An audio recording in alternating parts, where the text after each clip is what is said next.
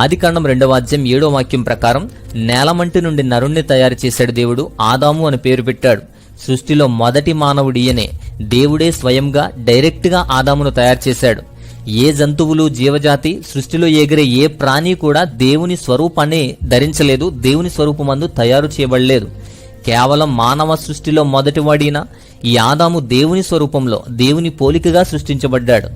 ఆదికాండం 2వ అధ్యాయం 21 నుంచి 23 వాక్యాల ప్రకారం దేవుడు ఆదామునకు గాఢనిద్ర కలుగజేసి, ఆదామును గాఢనిద్రలో ఉన్నప్పుడు ఆదాము పక్కటెముకలలో ఒక ఎముకను తీసి మిగతా ప్రాంతాన్ని మాంసంతో పూడ్చివేశారు.